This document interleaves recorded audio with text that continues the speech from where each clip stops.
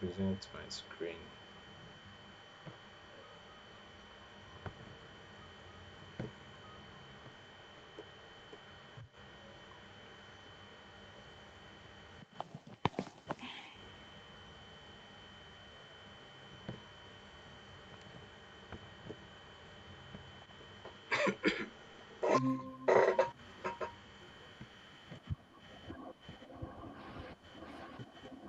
So we start with firewall. So as the topic of this um, week 4 implies network security devices and methodology. So we are looking at network security devices and methodology. So one of the we have different network security devices that can be used to set up security and just to secure the network. So we have the firewall, we have IDS and IPS, right? We have VPN and we have network segmentation as one of the methodology, right? So I think we should be able to do firewall and IDS or IPS today, right? So firewall. So a firewall is a network security device hardware that monitors and controls incoming and outgoing network traffic. So, so if you are mute, Hmm.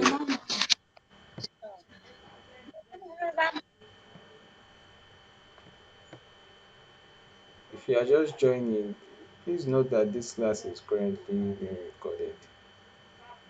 So you can turn off your camera.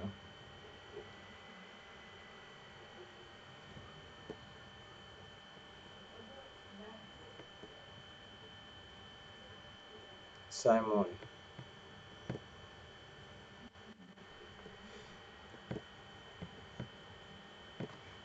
okay.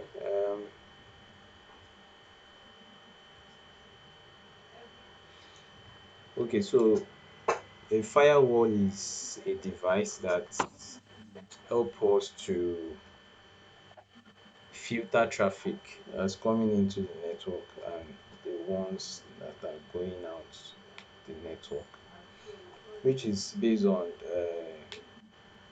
some predetermined rule that has been set, right? So the the simple analogy of this is when you have a security, like last week that we used the example of a club, right? You have bouncer. No, this week, so you have bouncers around that will check you in to see that you actually belong to. Yeah, Simon, you raise up your hand.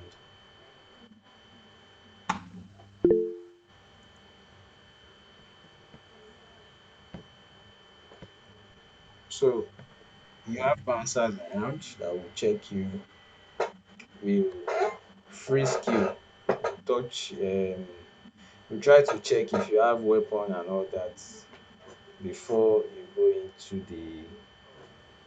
into the club, right? So that's an example of a firewall. That's what firewall does. So to check people that are going in if they have something that is prohibited within the within the club, right? So the core principle is that the fundamental rule of firewall is typically deny all permits deny or permit by exception. This means all traffic is blocked by default and only traffic explicitly allowed traffic can pass. So when we get to firewall rules, we will you get to understand this part better. So we have types of firewall. So we have packet filtering firewall, which is also known as stateless firewall. So what this does is it inspects individual network packets. What do we mean by packet? What do you mean by packets? What's packet?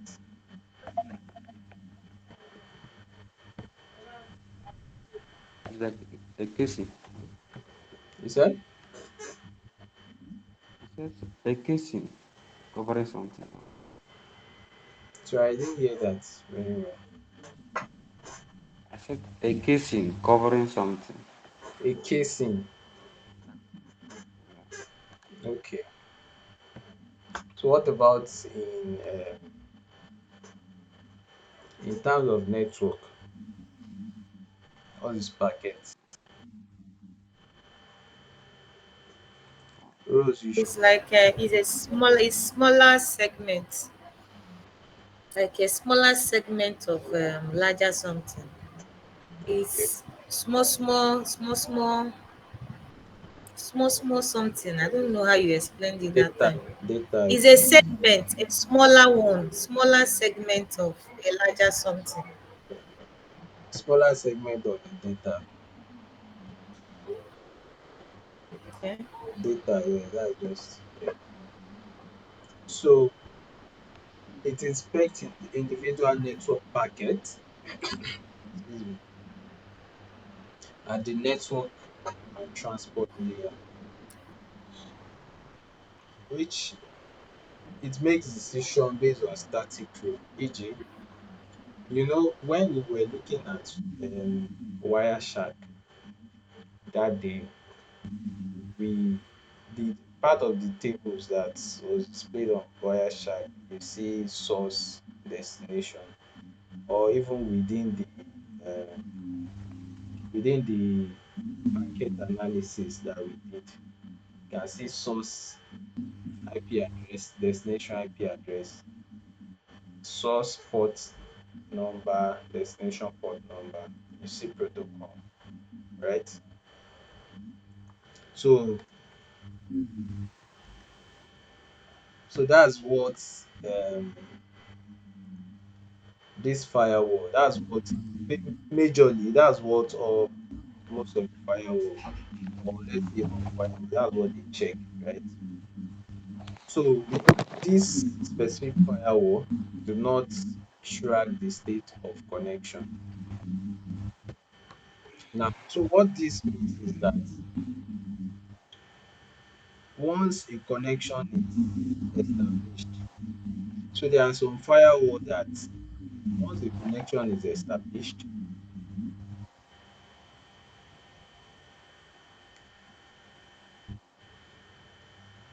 so once a firewall is established, I mean, once a connection is established, when we were looking at Wireshark, it said devices will communicate, right? They will send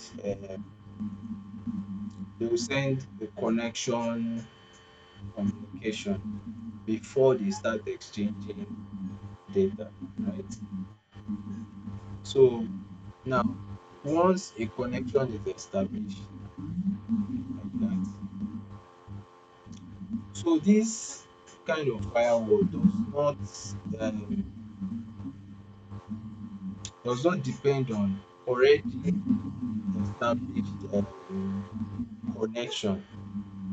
So no matter the state of the connection, whether the connection has been established before or it has not been established before, it will continue to check each packet that is traveling through the network, right?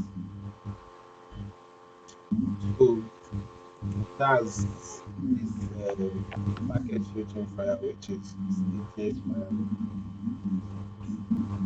So how does it work? Each packet is examined in isolation. If a packet matches a rule, it's allowed. Otherwise, it will drop the packet. That is, it will not allow it to pass through. So a real life example, a rule might say allow all incoming traffic to TCP port 80. Port 80 is HTTP, right? On the web server at IP.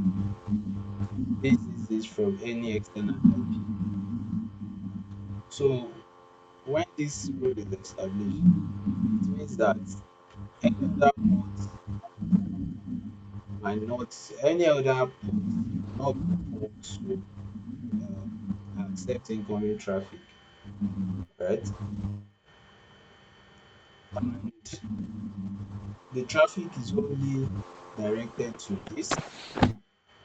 Any other external traffic that is coming that is not, that its destination is not specifying this IP address, it will be denied, right? So the weakness of this IP, I mean of this kind of firewall is stateless means that they can't determine if a packet is part of an established legitimate session. So like I said the other time that it will continue to check every packet that is coming in or going out, right? Regardless of the state of connection.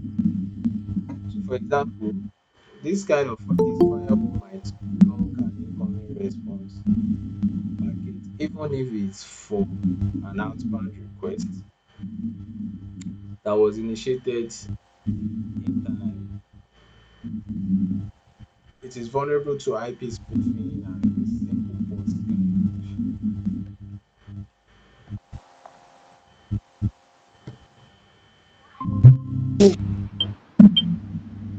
Oh, welcome. Thank you, sir. Good evening, sir. So the weakness of this firewall is, like I said, it is vulnerable to IP spoofing and simple ports. What is IP spoofing? Spoofing is to fake something, to fake something. So when I say IP spoofing is to fake an IP address, right? So to spoof an IP address means that the person does not belong to the network, right? But the person was able to steal the IP address within that network and then use it as his or her own, so that the firewall will now think that okay, once the firewall sees this IP address, it will not think that oh, this IP address is within my network, whereas it's a fake IP address, right? Do you understand? So a scenario is if an attacker spoofed an IP address, a simple packet filter might let the traffic through, right? Because it does not check for more details. So that's the disadvantage of this. And then we have the opposite of stateless firewall, which is stateful inspection firewall. So this is the most common type of firewall today.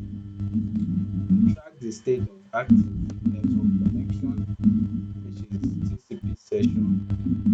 This allows them to make more intelligent decisions about whether to allow or deny any packets. So this worked like in opposite. I mean, in opposite to this seamless firewall, packet filtering firewall. So they take note of the state of connection. Right? They check the state of connection, and then they are able to intelligent decision about the state of connection and whether to allow it.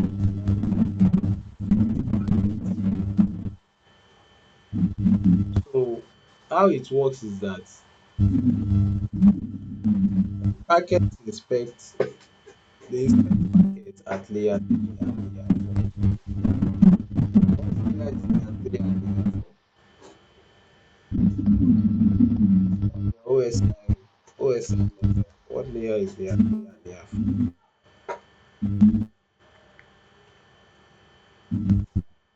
Yeah?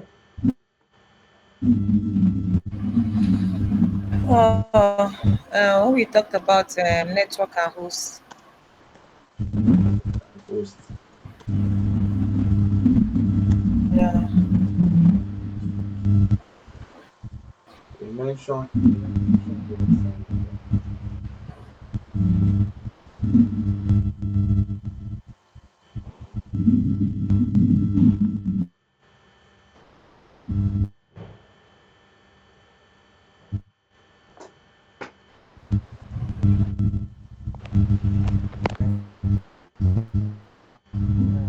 Layer SI model now.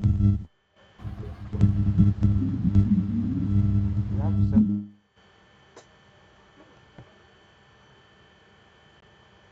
Emmanuel, okay, you're speaking. one layer to OSI model. Your voice is kind of faint. I can't really hear you. You're sounding like far away from the microphone. Are you hearing me? Slightly, not that.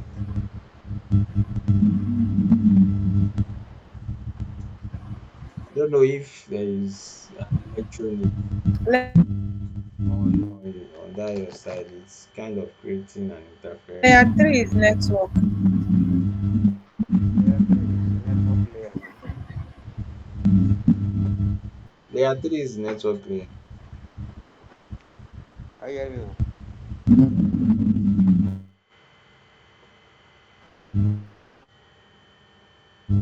So what about layer 4? Yes. Transport layer. Transport layer. Uh, What Layer what what? what what happens in the network layer when you are in the transport layer? I just want us to get this concept, right? So that when you come across them, you're able to relate with what we are saying. So what happens in the network layer? What happens in the transport layer? In the network layer, I think it works when there is transmission of data from one system in a different network. So I didn't hear you. I said a network layer from one host to another, From located one in host different to networks another. to the other. Did you? Is there any device on that side? I think there is a device on there, No, and it's kind of creating interference with your call.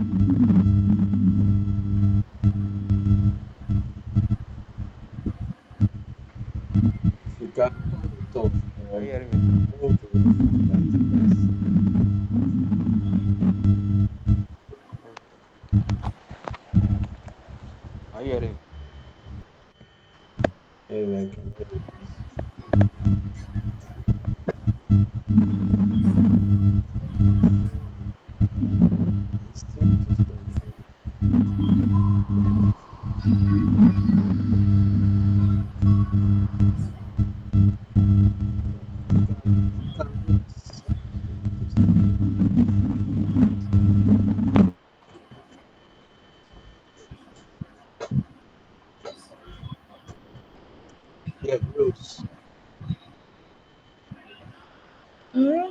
Yes. Yeah, so what happens on the network layer? What happens on the transport layer? Network layer is it has to do with data, like sending data to the receiving device. How and the responses. The responses. Everything has to do with data now.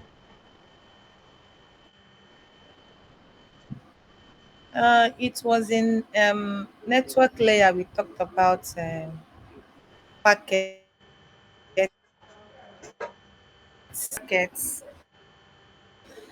and the rest. We talked about packets in net.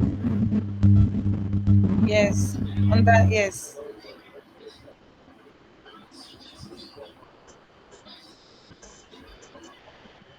is it not correct?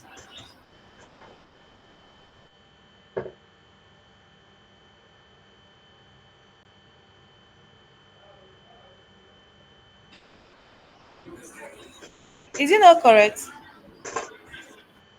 Um, when you say it's about data, so I said everything is about data. All the layers is talking about how data travels from one end to another. So the network layer is is specific about the movement of that data from one host to another or from one part of network to another. And it also determines the best route for data or packets to travel from one end to another. So that's network layer. So now for the network to be safe, right? So because network layer determines the best route and the best route for data to travel from one end to another. So it needs firewall to protect both end of the traveling of the communication, right?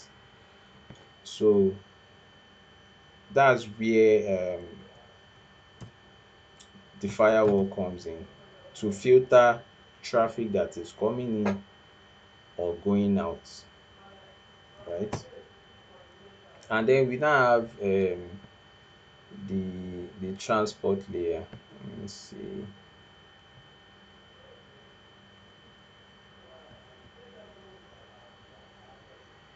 Okay, yeah. So we have the transport layer, which is the layer 4, right? So what the transport layer does is that it helps to provide end-to-end communication from one device to another, right? To get to the application, right? And it also ensure complete data transfer from one end to another. So that's where we majorly have the TCP session or UDP session, right?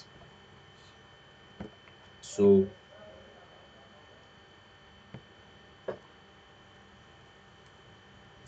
can you hear me? Yes, I can hear you. All right. Okay, so what we are saying here is that they inspect packets at layer 3 and layer 4. So they inspect packets on the network layer and the transport layer. And they also maintain a state table that records information about established connection, that is the source IP address, destination port, I mean the source port, and the destination IP address and destination port, and the sequence number. So this sequence number, we checked it in our during our Wireshark session. So during the the three-way handshake, right? And for each communication, there is a sequence number that will be issued to each device that is communicating. So, so if an outbound connection, what is outbound connection?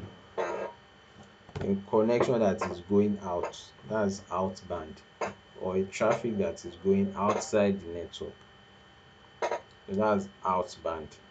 Inbound is traffic that is coming in, right? So it says if an outbound connection is initiated, that is, a connection is initiated to outside network, the firewall automatically allows return traffic for that specific connection without needing an explicit inbound rule, right? So in contrary to this is in contrary to the stateless firewall that I explained before. So for stateless firewall, irrespective of whether connection has been established before or not, it will always check outbound and inbound traffic. It will check the packet, and so ensure that the packet is allowed to come in or go out through the source or destination IP address or port. But for stateful firewall, it keeps like an history of that connection, right? So it keeps as an history of that connection in such a way that when there is a traffic that is going out or coming in from that same connection, so it already knows that okay, there is a connection allowed. So before the connection is allowed, it would a rule would have checked that is this connection allowed. So if the connection is allowed, then the the connection will be established. If it's not allowed, then connection will not be established. Now, so if connection has been established, then the firewall will not need to start checking if connection is valid or not anymore, right? So because it has already checked the source, destination, IP address, and port, right? So it has already checked that before connection has been established. So what it needs to do is to just allow traffic to come in or go out. So that's stateful firewall, right? So the strength is much more secure than stateless firewall, better at preventing unauthorized access. Like I said, if connection um, is allowed by rule, so it will definitely allow it to it will definitely allow connection to be established before any communication is could happen, right? And it's more efficient for legitimate traffic. The weakness is can be resource intensive because it's more expensive than the stateless firewall. For every high traffic load, still uh, primarily focus on network and transport layer header, not application content. So, so this is not checking for the content itself. It's only checking for the header. Our Wireshark analysis, we um, we saw the header. The header is in the detail section of the window, where we checked the every detail that's inside the packet, right? So that's the header, right? It contains source IP address, source IP address, destination IP address, source port, destination port, sequence number, and all that. So those are the things that are contained in the header. So it does not check the contents of the packet itself, right? So it only check the header and see if communication is allowed to happen from the IP address to the port that is trying to communicate. So okay, so we have application level um, gateway, which is also known as proxy firewall. So a proxy firewall is used between internal client and external server. So what this one does is, I think you've heard or seen scenario where some certain websites will be blocked from maybe from your work network, so that you will not be able to browse them during work hour, right? Have you seen or heard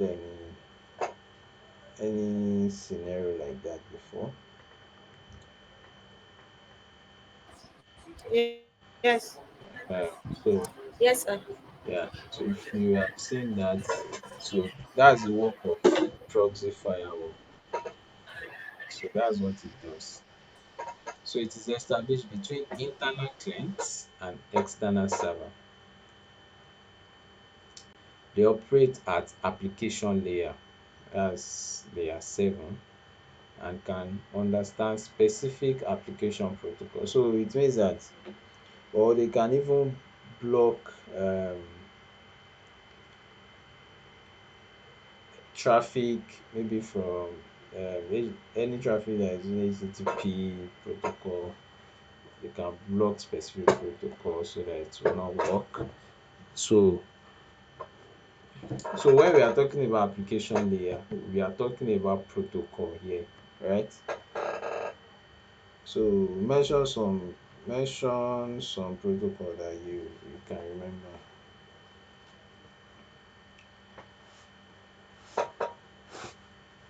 Email protocol. Email is using SMTP protocol, right? Um, website is using HTTP, right? And then we have telnet, we have SSH, File transfer. yeah, FTP, yes. So all those protocols, um, they are application layer protocol. So this proxy firewall works on application layer. So which makes it easy for it to inspect traffic from the application layer, right?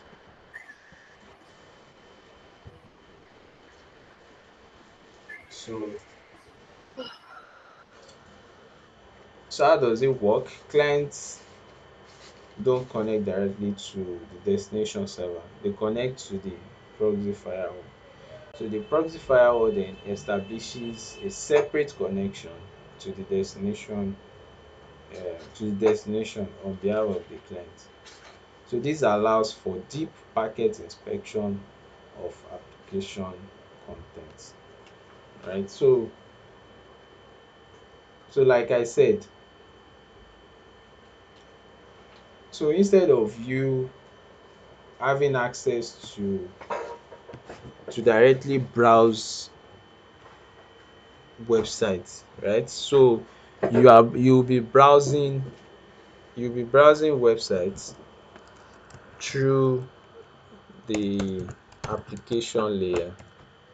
Let me see if I can just make so you'll be browsing websites through the application layer, and that's what is called proxy, right? From the literal meaning of proxy, right?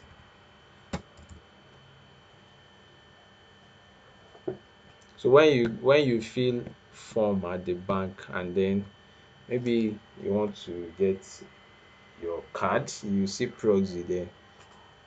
So which means, are you there to collect for someone? So that's the work of proxy firewall. It helps you place requests. It sends your request and then receive your request. So before your request gets to the external server, it goes through the proxy, and then the proxy will now determine whether you can browse that website or not. If you can't browse, it will show you that it has been blocked. If you can browse, it will allow you to browse the website. So that is proxy application application level gateway of proxy firewall. And then we have next gen firewall. So this is the most sophisticated of all. We have next gen. So the concept is that it integrates capabilities beyond traditional stateful inspection firewall.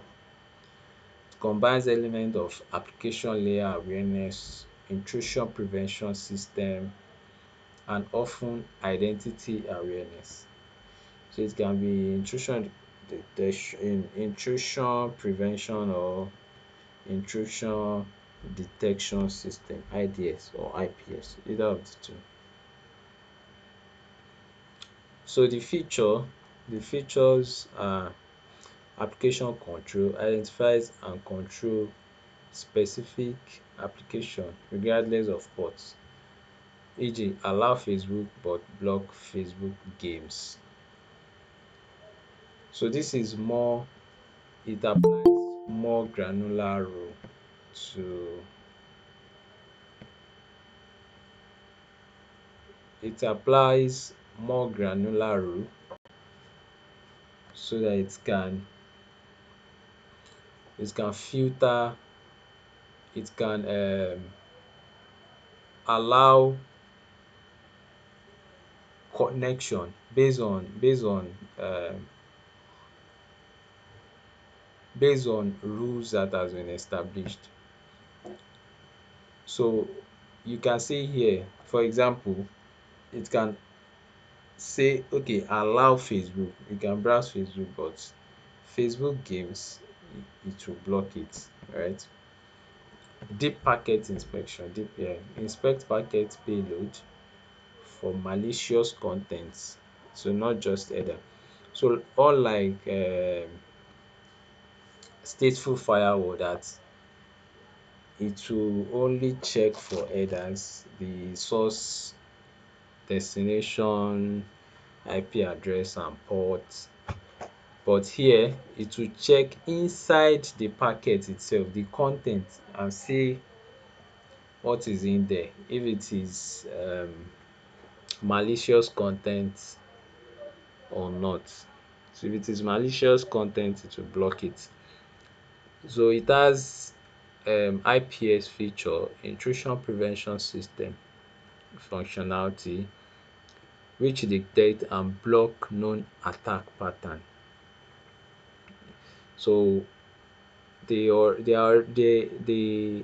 preloaded with some kind of attack pattern. So when they see such pattern, they will block it. So identity awareness, it can be integrated with direct services like Active Directory to apply rules based on user identity or group membership. It's not just IP address. So the video that I'm going to add to the playlist, so I will add the the video that will allow you to configure your Windows server, Windows host through virtual machine, and activate that Active Directory on the Windows server. Right. So it's also have this URL filtering capability. It blocks access to malicious or inappropriate websites, just like proxy firewall. It has antivirus and anti-malware capability. Antivirus also do some kind of deep packet inspection. So the real life scenario, an NGFW as next generation firewall can have rules that says allow only the sales department user to access salesforce.com and block any attempts by IT support users to use BitTorrent.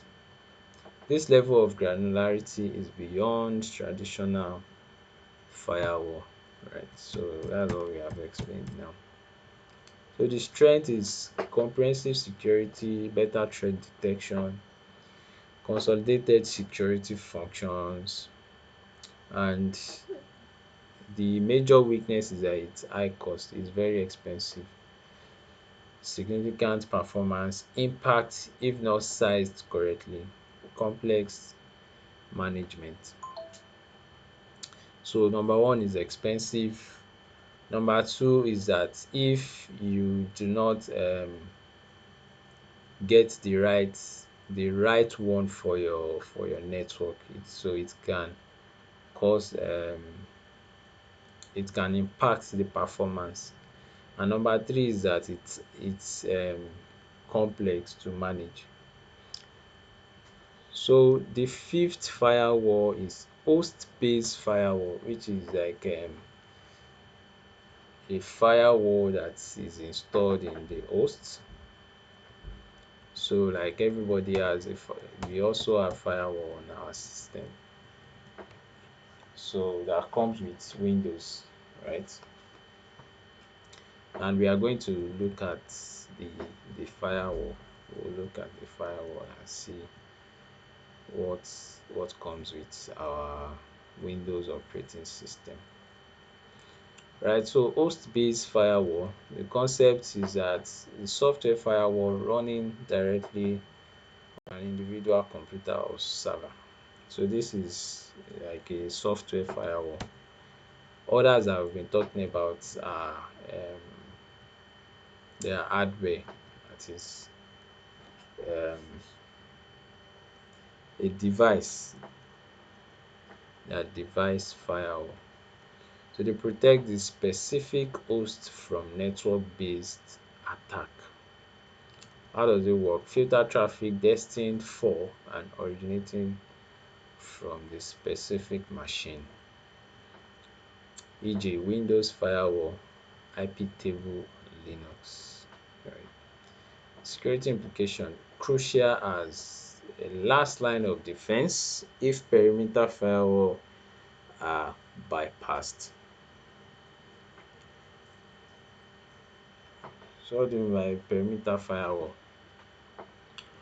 So perimeter firewall, they are just firewall that is standing at the edge of your network,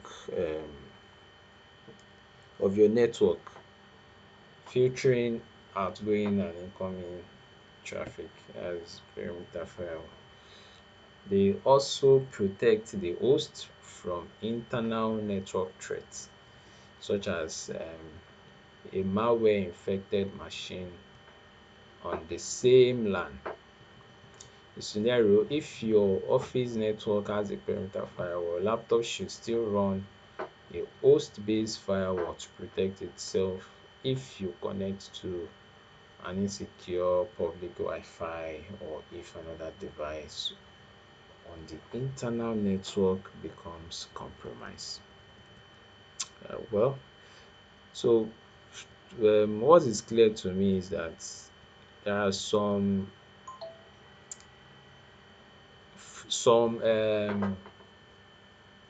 firewall. If most times host-based firewall and the the perimeter firewall, most times they don't work hand in hand, or it could not be just perimeter firewall. So for instance, firewall host-based firewall can block some applications not to work within the network, and the application can be very important, right?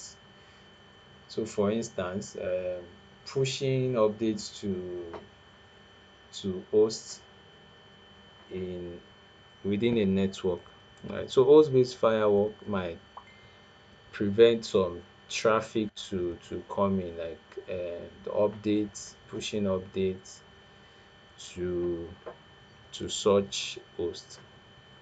So most times they don't work hand in hand. So most times people usually disable the host base and capitalize on the next gen firewall. But it's like we have explained, it's the last line of defense. So when a perimeter firewall fails, the host-based firewall will help us to counter the attack. Firewall rules and logic. So before we check the firewall on our system, we can check firewall rules and see. I'm supposed to include a table here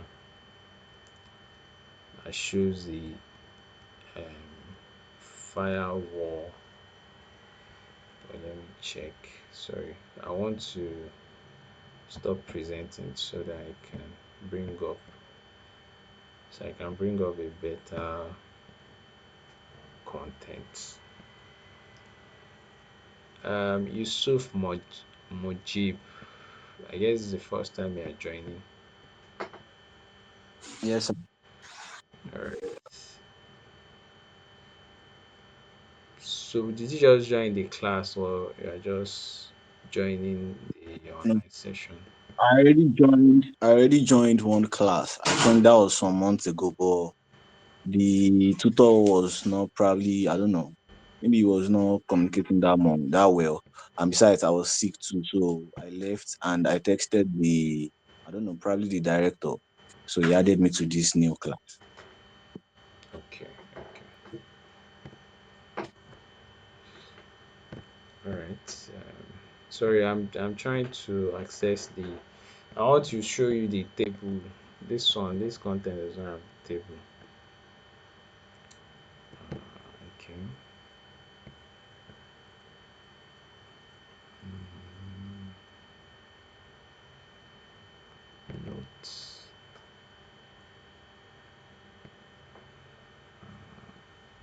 Active defense. Okay, no. Firewall.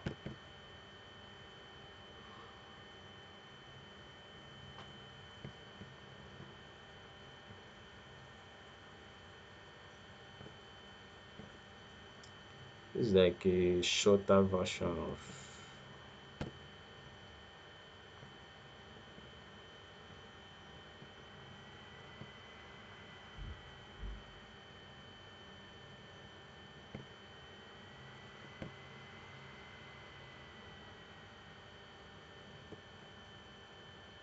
Okay, IDS IPS.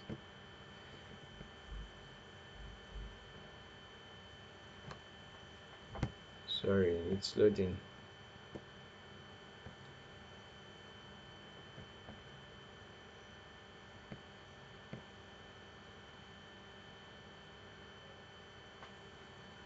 This is taking a lot of time.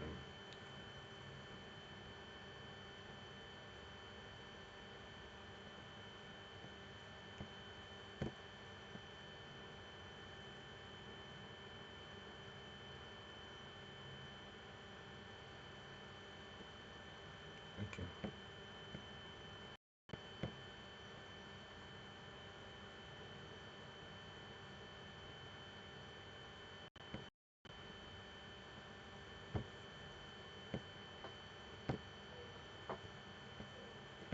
Okay. This is it.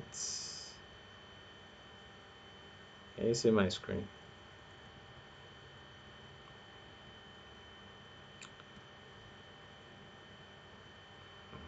Okay. Yeah.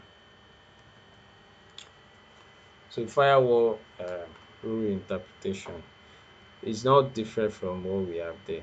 I just want us to see this table. Is this table that I want us to see? So the rule interpretation. So you look at the priority, explicit versus implicit, and the default rule. So we said by default, implicit is the rule. That is, if it's not stated, then it is denied.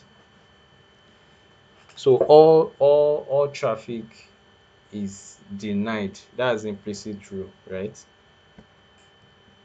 All traffic is denied except the one that is, excuse me, except the one that is explicitly mentioned. That's explicit rule. And then we have priority. That's the priority is the number. Which one should I allow first? Which one should come next? So now if we look at this table, you see priority 1, priority 2. So the way firewall rule works is that it works it checks line by line, right? So if it sees, so it checks line by line. So this firewall rule now, the number one rule says that the action is allow, right? Allow what? Traffic from this source destination, I'm sorry, this source IP address. Oh, what's this? Allow traffic from this source to allow traffic from this source IP address 192.168.1.10 to this destination IP address 8.8.3.8. Who knows what is who wants this IP address? 8.8.8.8. Huh?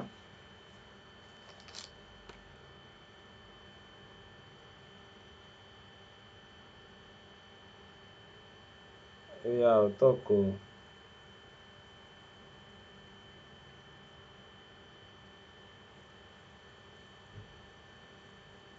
Hello, am I audible? Can anyone hear me?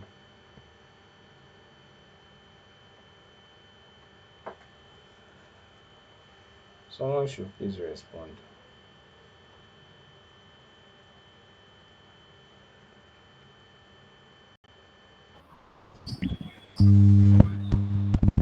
The IP address belongs to Google.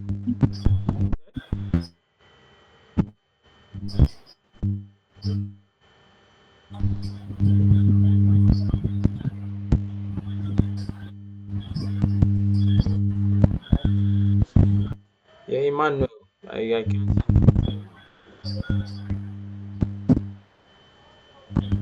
You ask who knows 8.8.8.8 IP address, and I said Google. Can hear Emmanuel. Let me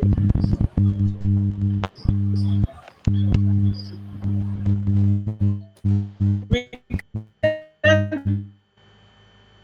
can send him to.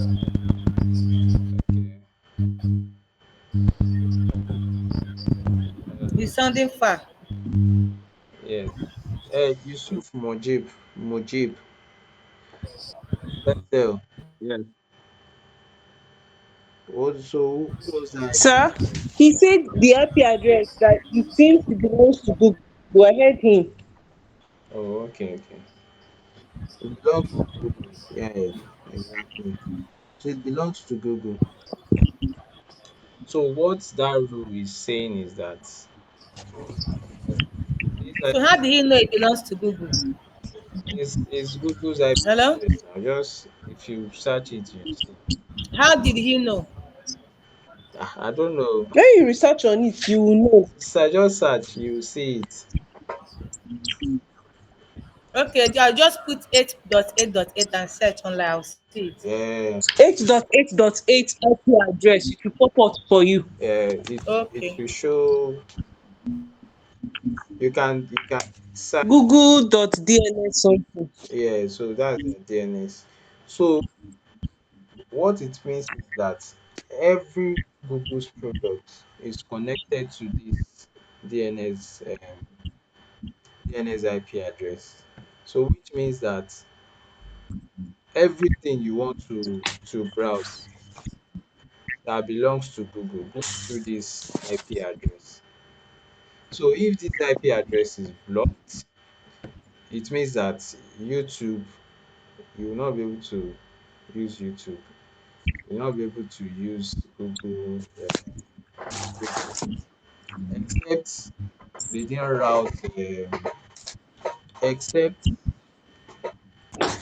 that product is on this DNS, except that product Which is on policy this are you? DNS. So all their product that is on this DNS, you will not be Of able to course. browse it if the traffic, Afghanistan. if Afghanistan. the action says deny. Oh,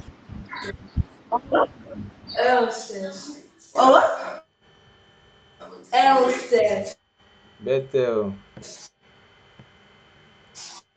if the traffic says deny,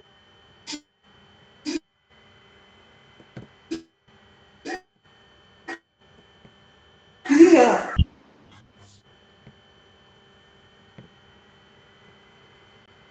so yeah, so that's it.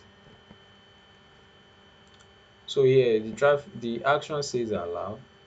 So allow traffic going out from this IP address. Let's say this is my IP address to this destination IP address, Google DNS, right?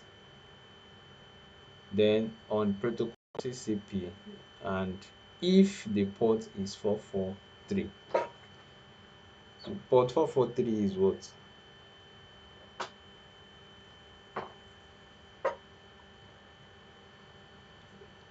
We've talked about common port in this class. Common port. Port 443 is what? Even if you don't know the answer, just you can Google it. It's part of learning.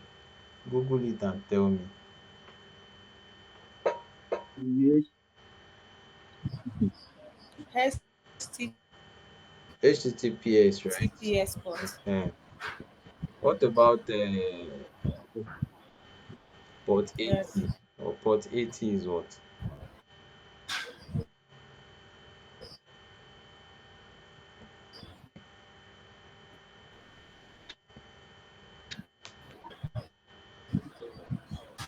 Port 80 is what?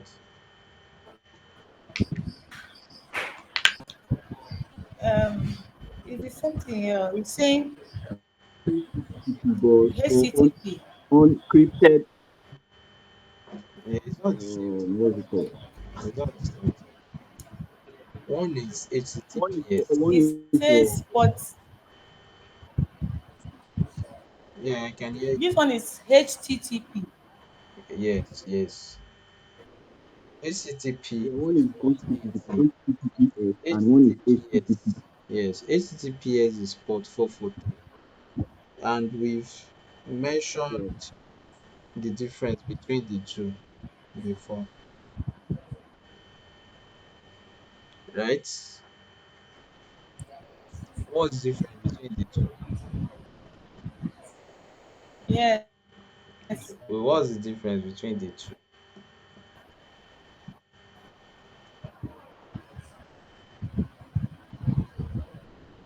Huh? Okay. I'm waiting. No.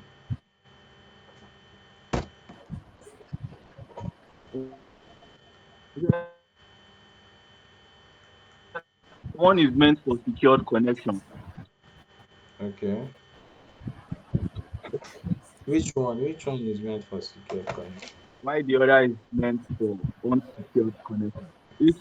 HTTPS is meant for secured connection, while HTTP is meant for secured. Okay. All right. Thank you. So what we are saying is, okay. So let me see explain this rule number one now. This is my IP address. This is Google's DNS IP address. This is the protocol TCP, and this is the port. So what this rule is saying, this rule will be set on a firewall, right? And then what this is saying is that, okay, allow me to browse this any website that is connected to this DNS server, right? On this protocol TCP, only if it is HTTP, if it is a secure network. So for instance, let's say I want to browse Autoro. Let's see, yeah. So if I want to browse this website,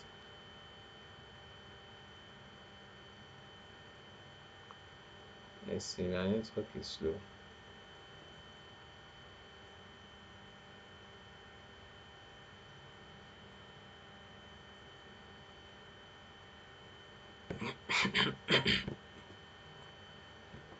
Excuse me.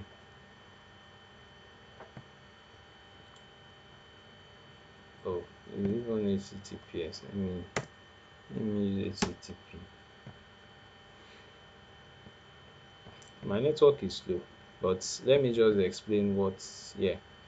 So this is what I want to get. So let me explain this now.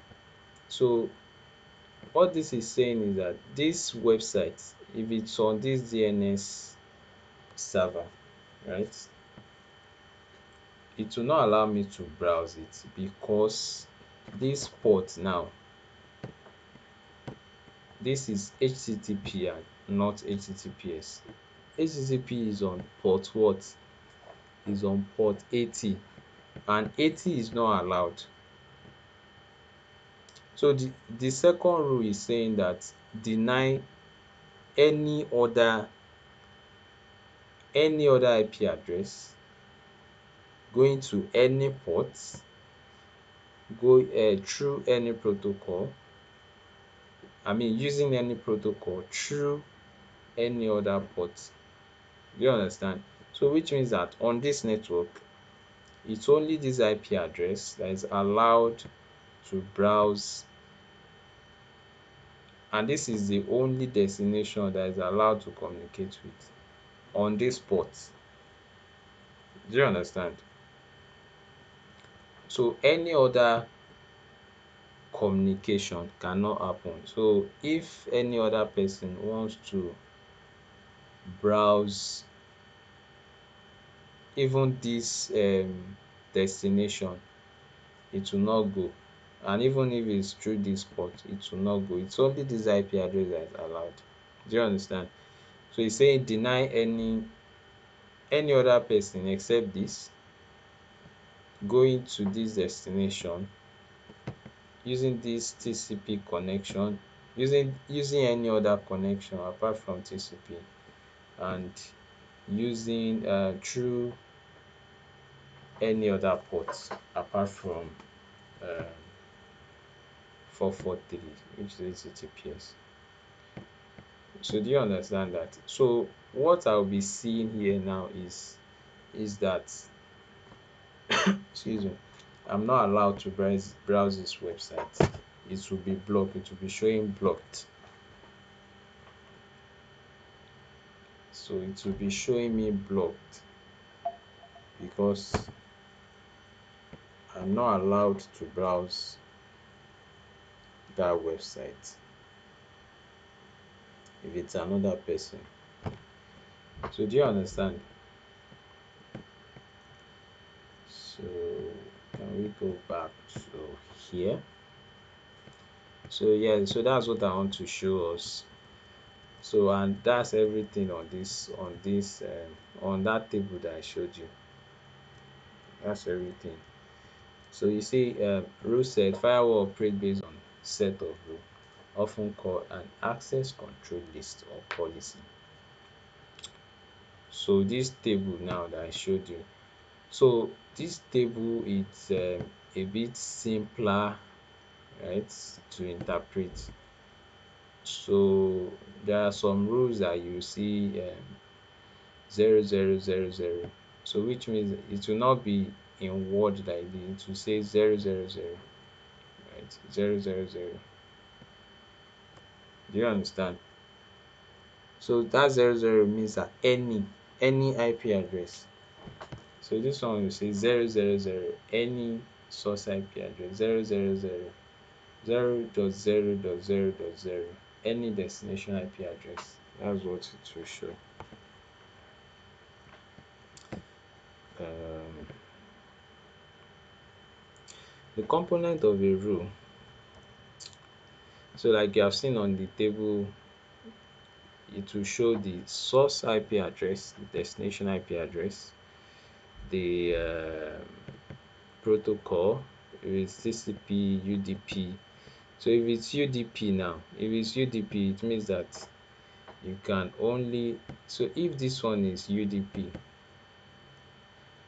so example of, so tell me example of example of an application that is using UDP. Tell me example of an application using UDP. I'm asking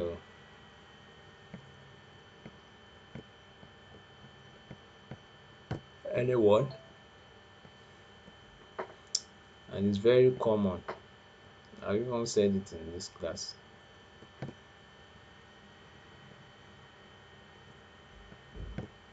So tell me.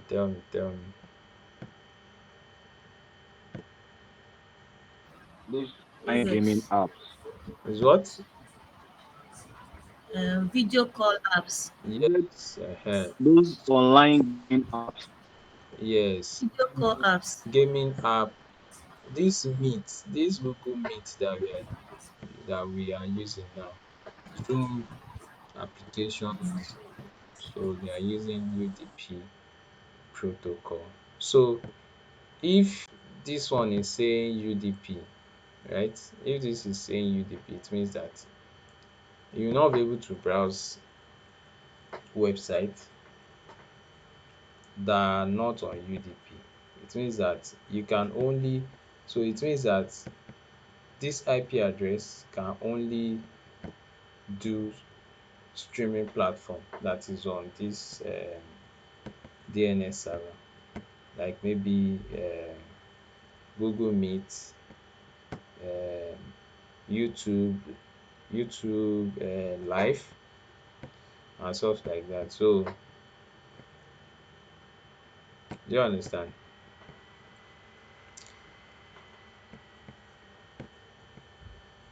Where am I? Okay, yeah. So, yeah, TCP, it can only allow, okay, these are the protocol: TCP, UDP, ICMP. Rose, what is ICMP?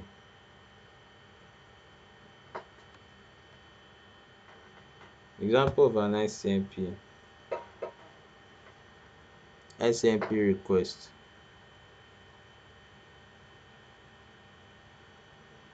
I'm asking you because I know that we have talked about it in class. Hmm. So you cannot tell me that you don't know it. It's a type of, it's like a type of protocol. Just tell me example of an ICMP request.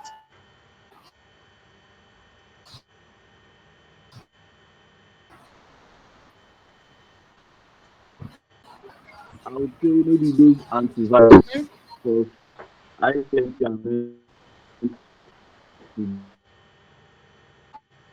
them. So maybe those antivirus suffice. I don't know. Antivirus.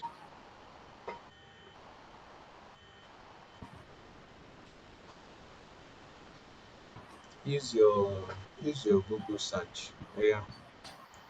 What did she say? I didn't What did he say? I didn't hear him clearly, but I heard antivirus application. So use your Google search. Oh. Do Google search and tell me. Um, okay, someone left. Use Google search.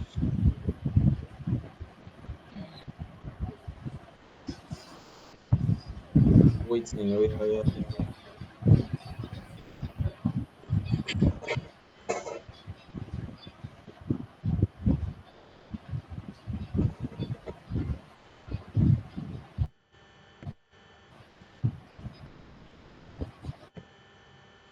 Just type example of ICMP request.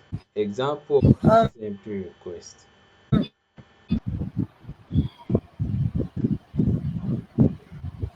Okay. Anyone on the call, you can do that. Anyone.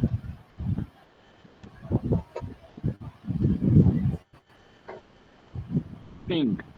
Yeah, ping. Pink. Hey. Hey, now you you know that you know it, Abi. Hey. Mm. So ping request is ICMP request. So I'm also telling you to do that because if you are reading these notes on your own, you won't be finding it difficult to. So you have to just do some simple Google search and you understand what they are saying, right? So yeah, so TCP, UDP, ICMP, then we have port number. What specific application port are you allowed to communicate from or communicate through? And then the action, is it permit, allow, or deny or drop? Block traffic, often silently discard it, or reject, block and send an ICMP destination unreachable message back to the sender. So there are some websites that sorry, there are some so there are some network that they would have blocked ICMP requests. So send when you send requests to that kind all those kind of network, so this is what it will tell, destination unreachable, right? So if you remember, when we did trace route the other day, it was saying destination unreachable, right? Which means that is either the server is not available, or it that the request, that type of request we are trying to send, has been blocked. Trace at facebook.com. if you are able to get, can you see my screen?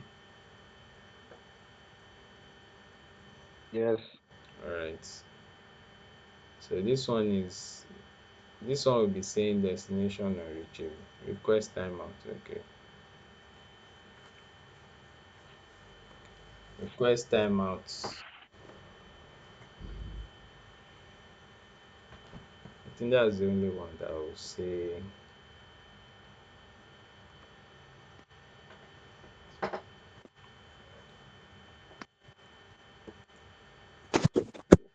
So yeah, so that's it. That's what I want to show you.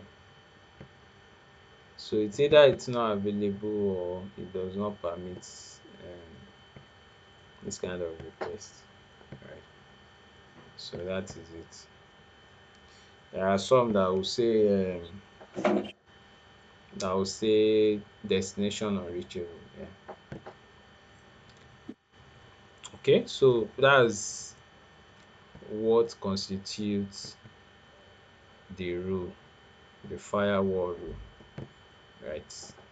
So the action is permit or allow, that is let the traffic pass, or deny or drop, block traffic and often silently discard it, or reject, block and send an ICMP, destination unreachable, message to the sender.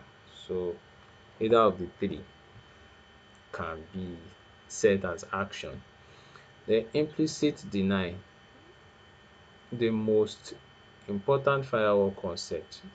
If a packet does not match any explicit allow rule, it is implicitly denied, blocked. This is the default security posture. So like I said, any rule that is not mentioned is automatically denied. Any rule that is not mentioned on this table is automatically denied. Do you understand? So that's implicit rule. That's implicit deny, and that's the default state of the firewall. Except you explicitly mention it, except you mention it that this is what you want the action to be for this traffic coming from this source going to this destination on this through this port, something like that. Otherwise, it is the implicit rule will be will be applied.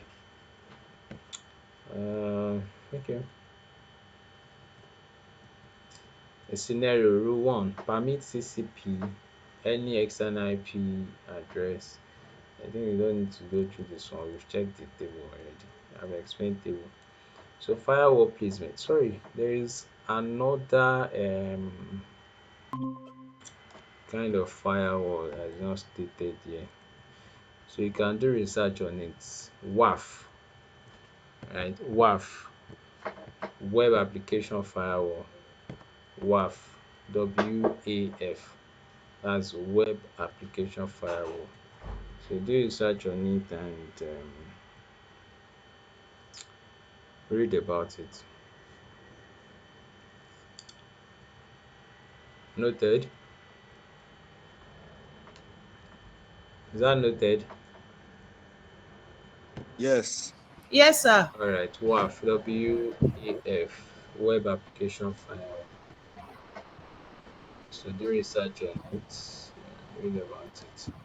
So firewall placement and network segmentation. Okay, here we are going to need network diagram. I had a network diagram here. Let me see if I can get it. And yeah, I had a network diagram somewhere here. Yeah. Okay. So let's see if we can use this.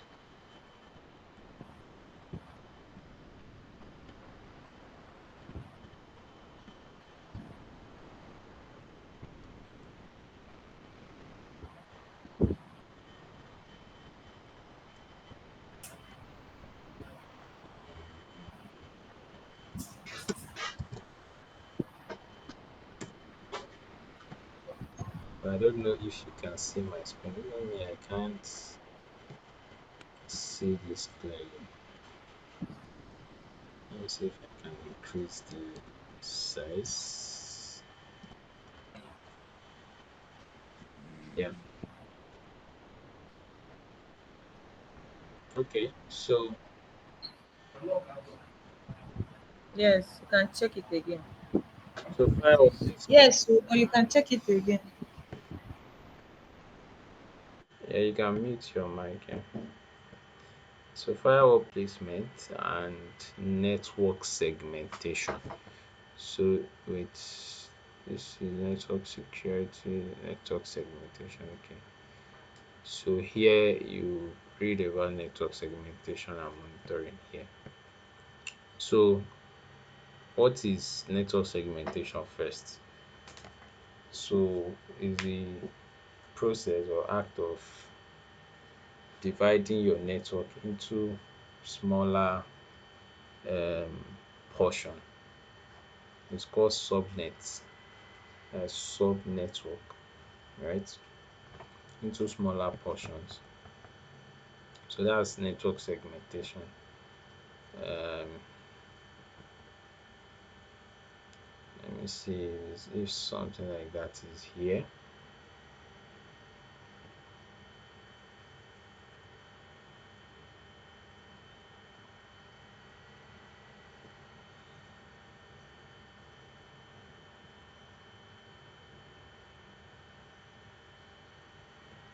Can see I can see the letterings very well, but yeah, but this is a kind of network segmentation here.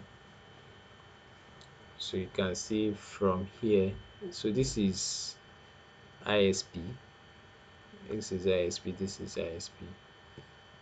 So this ISP is serving two um what's it called? Let's say two organization. Yeah.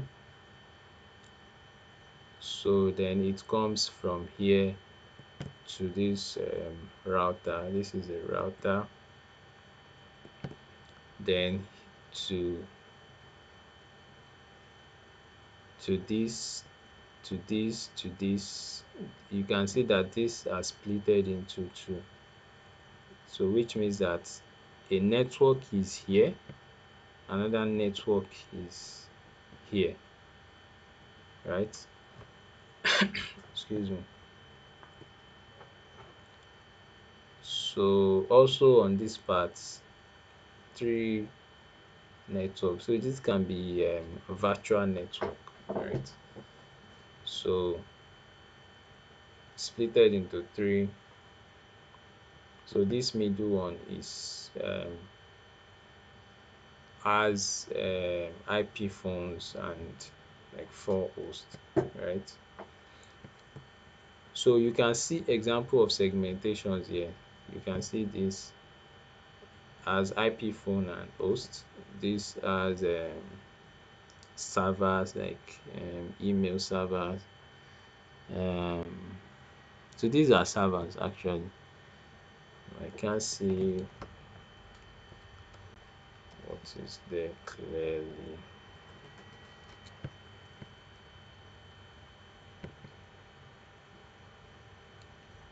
You can see email management, CTI server, or what is this? Interactive response. Um, I can't see this. Is this Active Directory or something? Yeah, so that's it. So here you can see firewall. This is symbol of firewall. A red brick wall and fire. That is what it's usually represented with. So you see perimeter firewall. It sits at the boundary between the internal network and the internet, right? Excuse me. So this is internal network. This is the internet, the ISP, right? So, and this is a firewall. Do you understand? And then we have a internal segmented firewall. So in within here, you can also have firewall, right? So it is used to divide larger internal network into smaller, more secure segments between corporate LAN and a server farm, or between departments. So um, between the subnets, because the subnet are not supposed to actually be able to communicate directly to themselves, depending on the purpose of the segmentation actually. But most times when you have segmentation like that, it means you want to isolate um, the host of one segment, or one subnet rather, from directly communicating to the host of another subnet, right? So that's where internal segmented firewall are being used. So the firewall will prevent one subnet from interacting with another subnet directly. If time permits, we can um, create a virtual network on Cisco Packet Tracer and see how it works. Or I can just add the video to the playlist. Okay, so we have DMZ, that's demilitarized zone. Excuse me. So it's a subnet that contains an organization's exposed outward facing services, that is, e.g., web servers, email servers, that are accessible from the internet. It acts as a buffer zone, protecting protected by two firewalls, one from the internet, one from the internal network. So what this is saying is that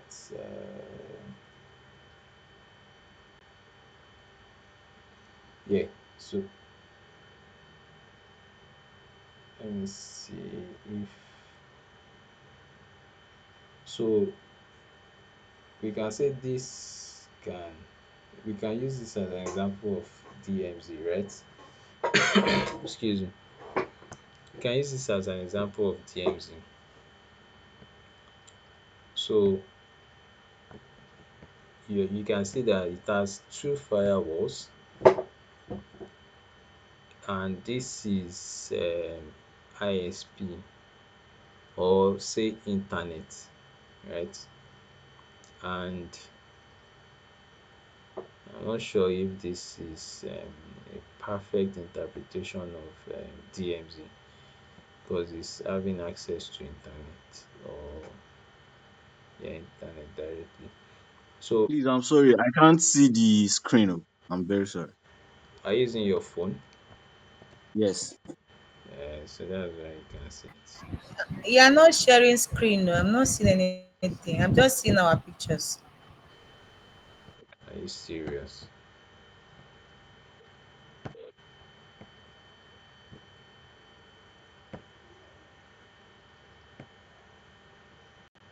So I've not been sharing screen since. Wow. Okay. You were before, but seems you stopped along the line. Oh, maybe I mistakenly clicked this stop sharing. Uh, okay, so I was looking at this as probably a DMZ, right? So the DMZ, let me show you what I was reading the other time. Yeah, so DMZ. So it says it's a subnet that contains an organization exposed outward facing service, e.g., web servers, email, blah blah blah. It acts as a buffer zone between two firewalls. Right? So that's what I want to use there. Between two firewalls, one from the internet and one from the internal network. Right? Now, let, let me read further, then I'll go back to the image. If a server in the DMZ is compromised, the attacker still needs to bypass the second internal firewall to reach sensitive internal system. Yeah. Okay. So I was looking at this diagram, and you can see that. So this is an example that is very close to the DMZ. Hmm? Very close to the DMZ, but this is not connected to the internal network. So, but we can still use this as an example of DMZ. So we have two firewalls here.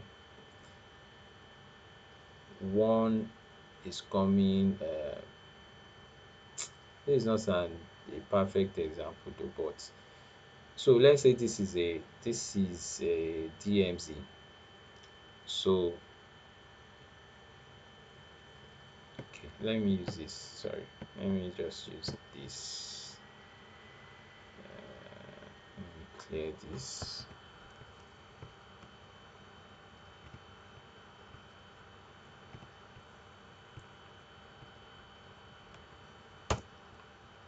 So let's say this is DMZ, demilitarized zone, right? Now, the real life example of this is when you get to there are some road network that soldiers used to mount their what's it called, their checkpoint, right? Or maybe police if it's on the expressway. But soldiers, I do notice this with checkpoints from soldiers, right? So now, especially if you are passing through maybe um maybe there is a barrack along that way. So what they will do is they will mount like two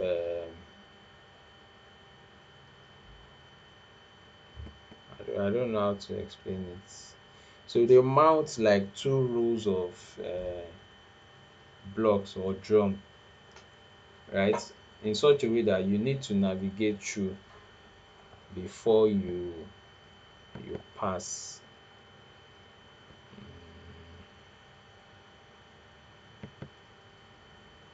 So let me just use this. I want to the real life example now. Excuse me. So let's say yeah, another one will be like this. Another one will be like this.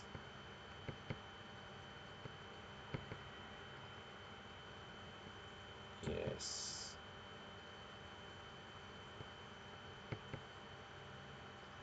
Yeah. So if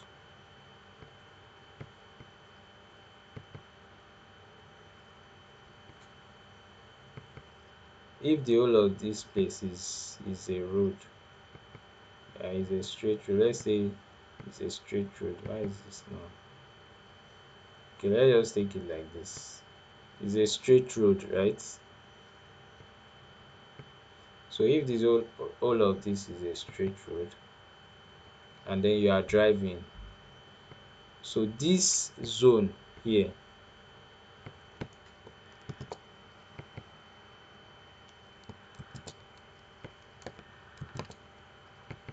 this small space that you are seeing here is what we call DMZ.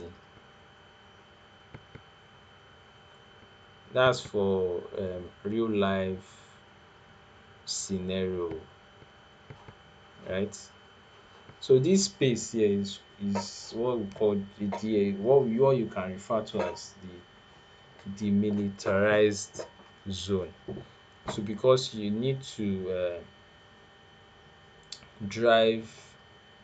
to drive like this, come like this, and navigate your way around this block, then you start driving straight. So this space in between the two blocks is what we call the DMZ in the real life scenario.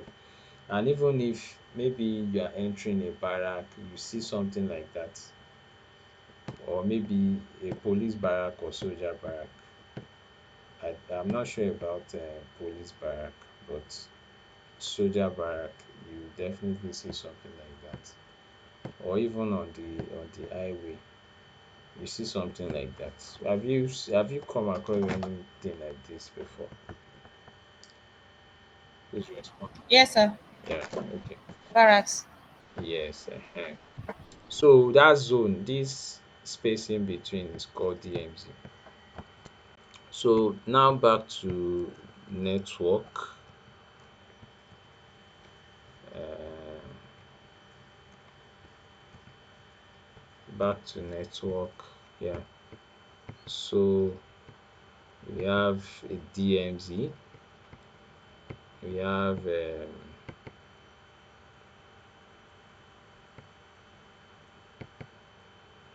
we have this as our internal network.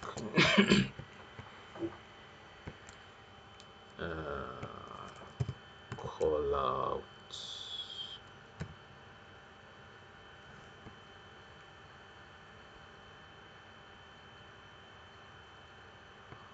Yeah.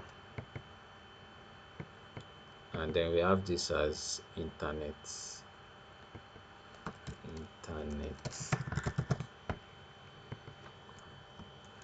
internal network. Or let's say private network.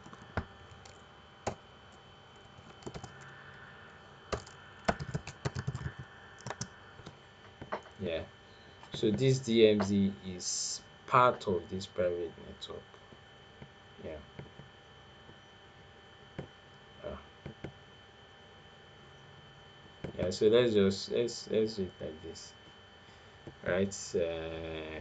And then you can use arrow.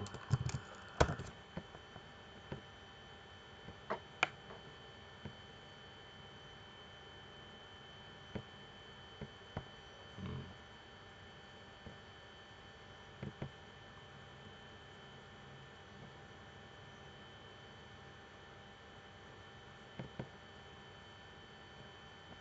yes. Let me use arrow here.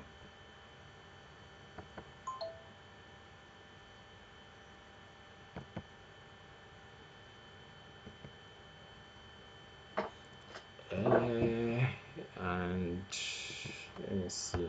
Break. Can I break?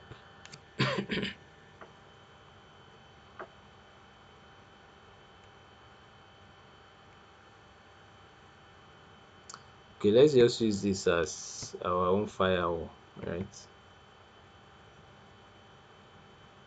So a firewall will be here. We have DMZ here,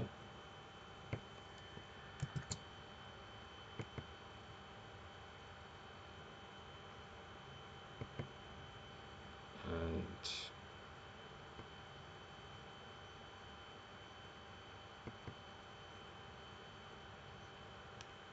yeah, and then we have another firewall here. And I need to adjust this one. Yes. So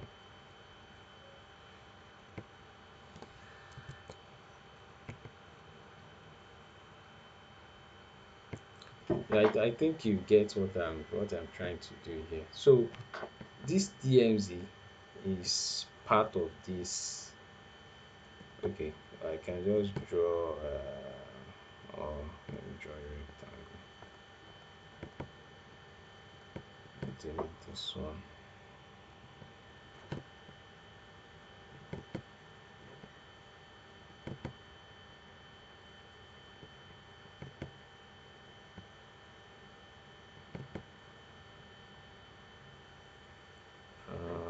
I can now make this go back. Arrange. Send to the back. Yeah.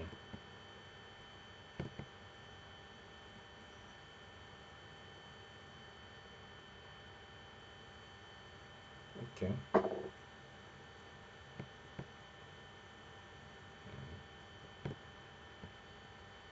Send backwards.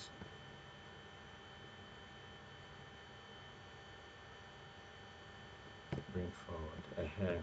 So yeah. So we have this firewall. So this big this let's say organization is for this big rectangle. I mean, yes, this big rectangle. So within this organization, we have this DMZ. Hmm? So this is a private network. This is a private network. So before this DMZ will be able to communicate with the private network, you have a firewall here.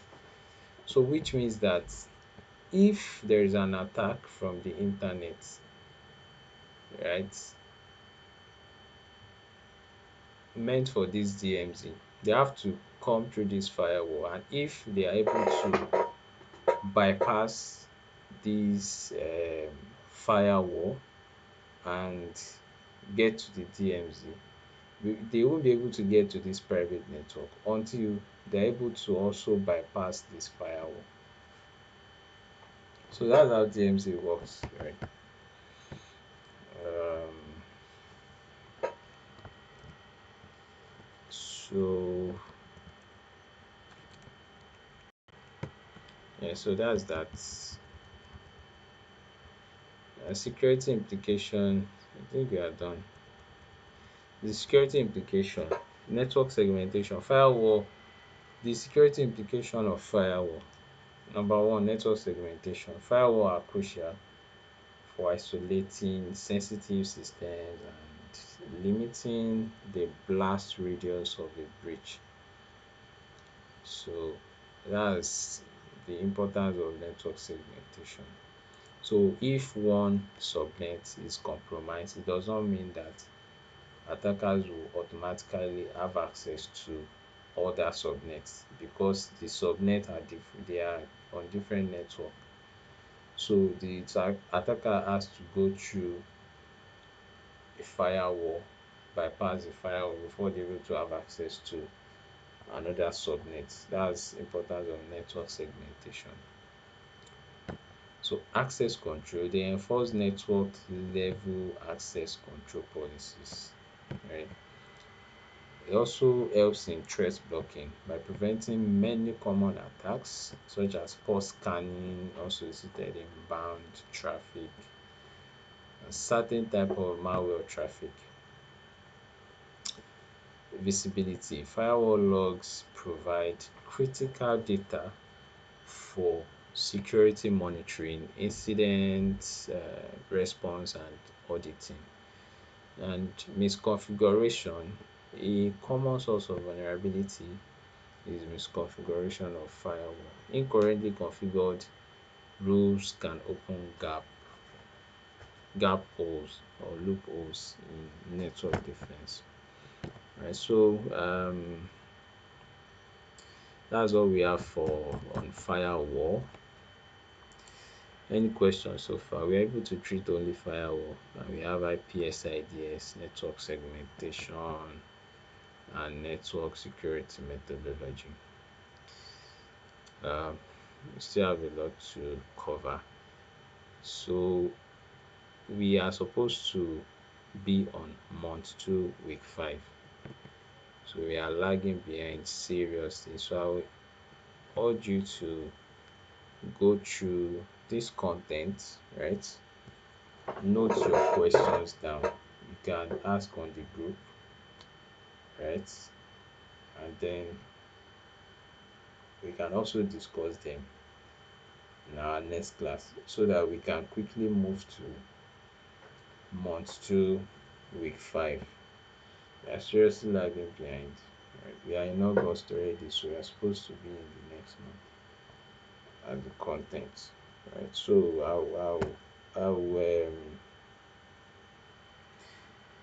I urge you to read the remaining content. Right. So if you have questions, note them down. You can ask in the group or bring them to class like this. We discuss them and move forward. Any question?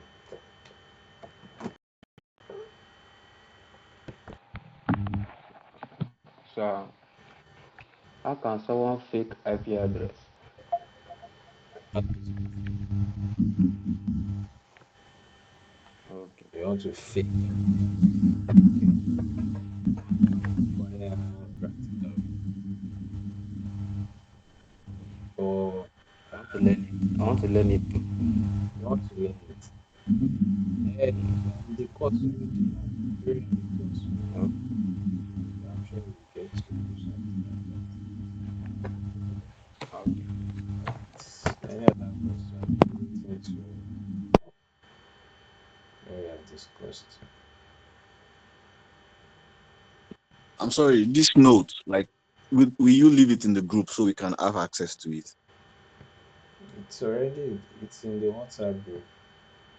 Everybody has All right, thank access. Yeah. you. All right, thank you. Yeah. Okay. Um.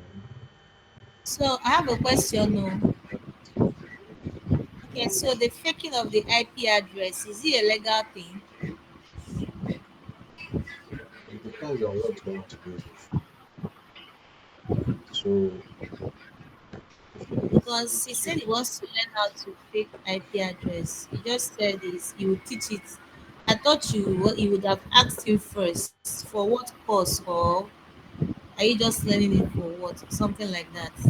So all I'm asking, is it legal? Anybody can just fake any IP address and use it for whatever they want to use it for. yeah. So it depends on what you want to use it for. So yeah, I understand that many people that enroll for this course or that wants to get into cybersecurity, the their first impression is that I want to start hacking. And I've said it several times that cybersecurity is not just about hacking. There are so many fields in cybersecurity, right? So, and if you want to use any hacking tools, they will tell you that use it is only for educational purpose. Use it for only educational purpose. Use it to learn. Don't use it to attack um, real entity, real organization, or real website, right? So faking IP address, you can want to use it to learn. You can want to use it to attack an organization. If you are using it for learning, it's legal. If you are using it to attack an organization that you don't have permission to perform such action, it is illegal.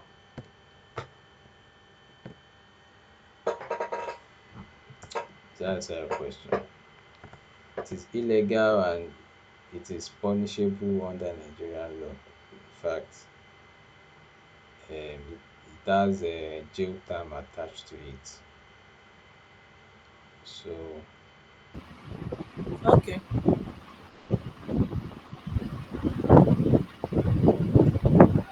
think we should wrap up here. Thank you for joining the call. You have a wonderful evening. Thank you, sir. All right, thank you.